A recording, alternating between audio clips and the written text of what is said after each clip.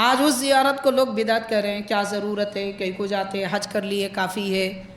حاضرین، یہ 1400 سال کے بعد کے نادان اور بیوقوف کہہ رہے ہیں، مگر اللہ کے نبی نے کیا فرمایا؟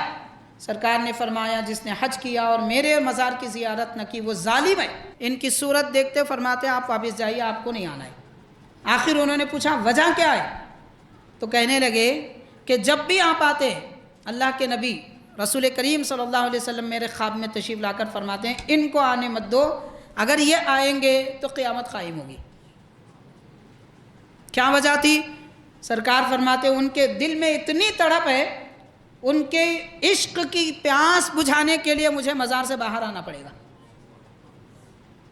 اور میں مزار سے باہر آ گیا قیامت قائم ہو جائے گی۔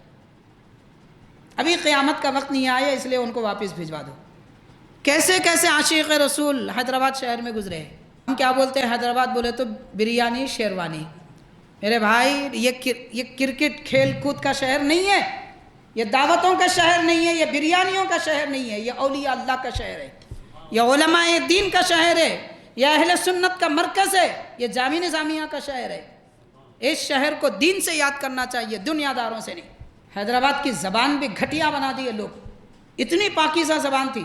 حضرت ابوالوفا افغانی رحمۃ اللہ علیہ فرماتے ہیں جب آپ افغانستان سے آئے تھے، چار مینار تک آئے، وہاں پوچھا جامع نظامیہ کہاں ہے؟ رکشے والے کی زبان سنو آپ۔ اس وقت جو رکشہ چلاتے تھے انہوں نے کہا یوں لگتا ہے بردا میں نو وارد ہو۔ آج پڑھے لکھا عالم بھی اس کا ترجمہ کرنے کو مشکل محسوس ہوتی۔ یہ شہر کی زبان تھی، وہ زبان بگاڑ کے گھٹیا زبان بنا دی ہے۔ کئی واقعات ہیں، حضور پاک صلی اللہ علیہ وسلم نے حتیم کعبہ میں بیٹھ کر صحابہ کے درمیان میں حضرت شیخ الاسلام پر توجہ فرمائی۔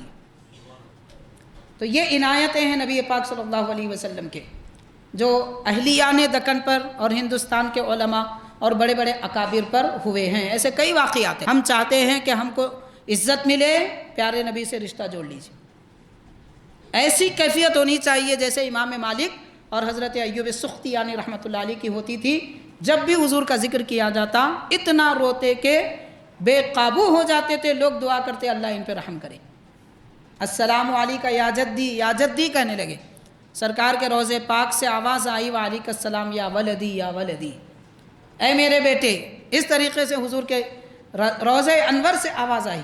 معشوق ربانی رحمۃ اللہ علیہ کو حضور نے دکن جانے کا حکم فرمایا، وہ ورنگر تشریف لائے، اللہ کے نبی کے حکم پر یہاں تشریف لائے تھے، مدینہ پاک سے یہاں آئے، کتنی برکتیں لے کر آئے ہوں گے۔ اس کے بعد آہستہ سے پوچھنے لگا میں حضور کی طرف دعا کے لیے رخ کروں یا کعبے کی طرف کروں؟ آج دیکھو آپ حرم شریف کو جائیے، حج کے لیے، عمرے کے لیے، زیارت کے لیے سرکار کے دربار پہ جائیں گے، لوگ بولتے ہیں یا نہیں کرنا، قبلہ ہاں ہونا، قبلہ ہاں ہونا بولتے ہیں۔ دعا کے لیے قبلہ شرط ہے کیا؟ آج تک کوئی نہیں لکھے، نہ سنی نہ وہابی، کوئی نہیں لکھے دعا کے لیے قبلہ شرط ہے۔ نماز کے لیے قبلہ ضروری ہے، دعا کے لیے قبلہ ضروری نہیں ہے۔